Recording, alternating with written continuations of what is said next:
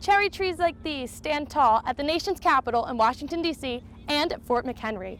These trees have a rich history dating back hundreds of years. This is an opportunity to look at Baltimore's past and realize kind of where we've come from when they were first planted.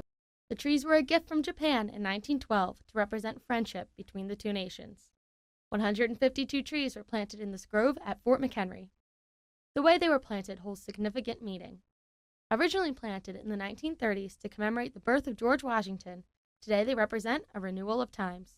The grove I'm standing in front of right now, the East Grove, was planted by African American school children, and the West Grove was planted by white school children. One tree was planted to represent each Baltimore public school. Blooms pop up each spring without fail, and their beauty is enjoyed by all.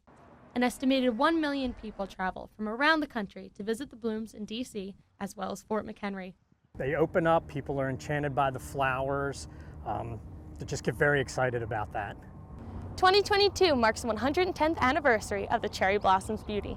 While the date of the bloom varies each year, their historical significance remains the same. From Fort McHenry, I'm Morrissey Walsh. Colleges across the country are implementing student-run EMS services. How York College is doing theirs. As Maryland's COVID-19 numbers continue to rise, some good news from one of our most trusted resources, volunteer fire stations. Haley Connor is in Baltimore County with how one fire company is making a comeback after a 1-2 punch from the pandemic. In Commitment 2022, Maryland's primary election day has been moved. Registered voters in Maryland will now head to the polls on July 19th instead of June 28th. The State Court of Appeals delayed the primary for 3 weeks due to legal challenges to the Maryland's congressional and legislative district maps. Candidates had to file by April 15th. Out with the old, in with the new. Crews broke ground for new tennis courts at York College earlier this month.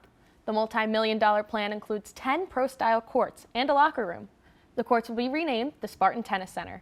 Head coach Brian Weber says he's excited about the new courts, but they are long overdue.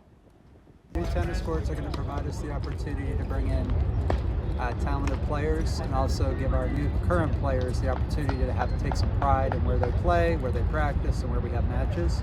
So we're all extremely excited. It's a long, long time coming. Private donors provided the funding for the new courts.